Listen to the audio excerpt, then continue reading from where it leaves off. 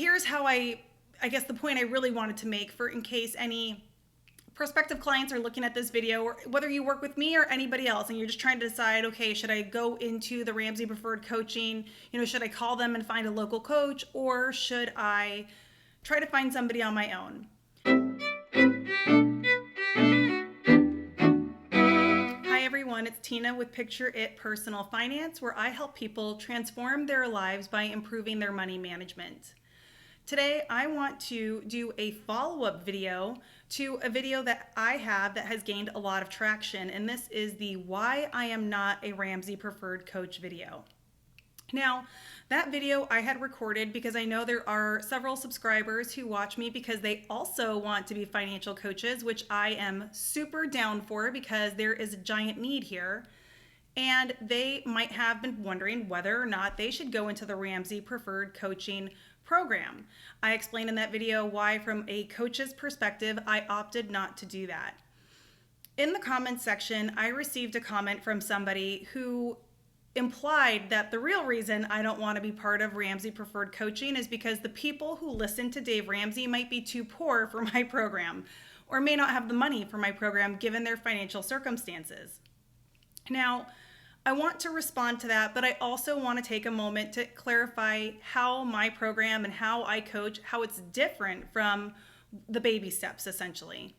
So the first thing, in response to that comment, I feel terrible if anybody received that impression from my prior video, because it's absolutely not the case. I mean, even when I was doing my modified version of the Ramsey baby steps for my husband and I was still purchasing luxury handbags at the time. I went on a $10,000 European vacation before my emergency fund was fully funded. Now, I did cash flow it, and I've learned so much from Dave Ramsey and the baby steps, but I never aligned with it 100%. I could never go that hard. It just wasn't something that I was equipped or prepared to do. And I had enough wherewithal with myself to understand that that degree of frugality would essentially have just stopped me from doing the program outright. So I had to tweak it for the sake of my household, for my husband, and for me. So I guess point number one is it has nothing to do with whether or not potential clients that or leads coming from Ramsey Preferred Coaching program would be able to afford me, because I already believe that they could.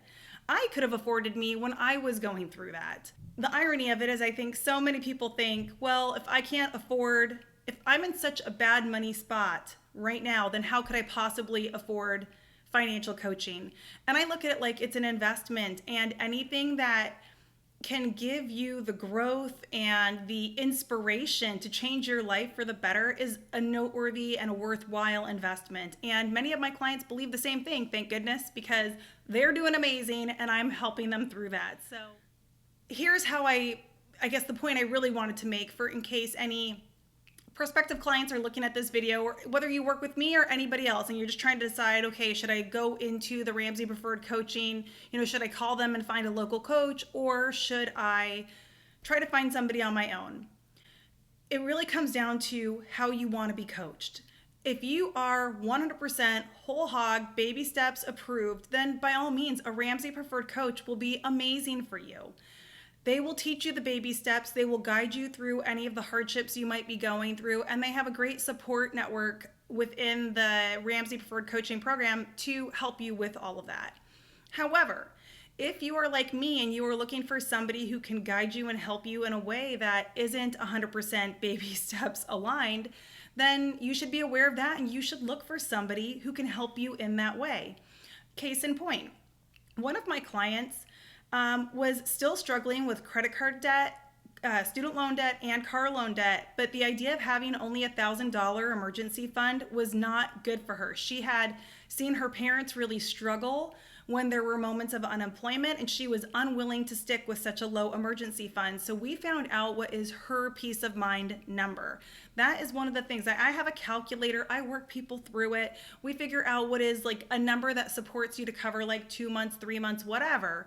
But the point is, in the end, I care about what you personally think is the right number, and then we will figure out a plan to get you there. I really believe your money mindset and your future vision, knowing those and having awareness of those is tantamount? It's important for your success. So I want people to know why they're doing what they're doing, and I want people to know where they're going. I work in multiple sessions for them to understand their values, what money scripts are affecting them, that, those limiting beliefs that hold them back. And then also, where are you going? What do you want your life to look like in 10 years? And if you're willing to take the step even further and imagine your life in 20 years, I want to do that too. I want to calculate your financial independence numbers. These are things that are not going to be covered in the baby steps at all.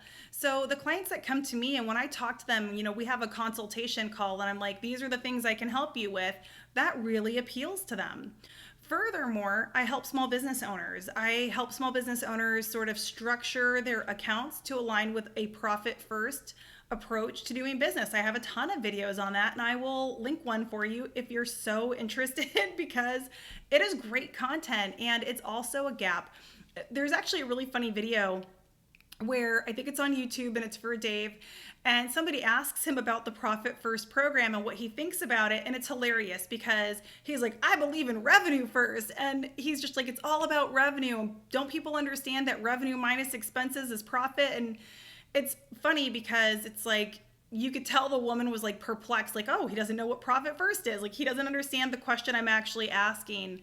And I just got a chuckle about it. So, but that just goes to show you that that might not come up in the Ramsey Preferred Coaching program if you're taking your lead through that. And what you really need help with is learning how to pay yourself consistently or things to that effect. Just thinking through, like, another example is I have a client who is still carrying debt, but is in their 60s, and they are trying to figure out, like, how come I ever going to be able to retire? It could be because I'm behind on my retirement. Well, let's figure out what you need to retire, what your maxes are, how much of your debt would you be able to pay off if you kept yourself at 10% for retirement investment contribution, or what if you upped it all the way to 20% and you got yourself super close to maxing out? How would that affect your ability to pay off your debt in a timely manner? And what is that timeline?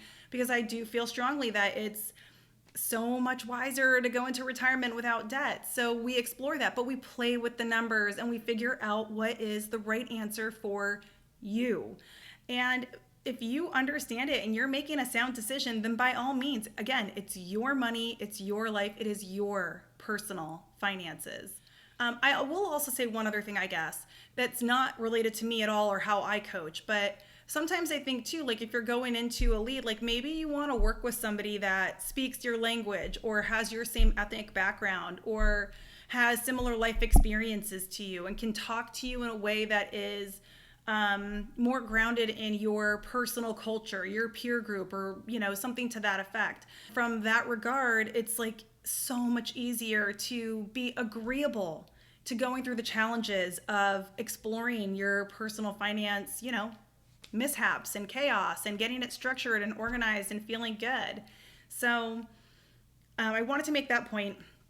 And then also, you guys, I just wanted to let you know that I also go to a coach. I believe in coaching so deeply that I also invest in coaching for myself. I actually have a couple of coaches that I'm working with. And in one of them, she raised to my awareness how important it is to share lessons through story. So I will be posting videos in the near future. And I think my first one's going to be exactly how not to buy a house, because I did that all sorts of wrong. My husband and I made some big mistakes there, and it's comical looking back, but holy smokes, if I can tell that story and save some of you from that hardship, I am pleased to do so.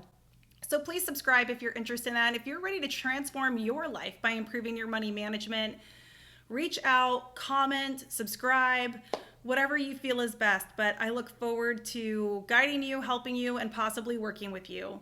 You all have a fabulous day, and I will see you in the next one.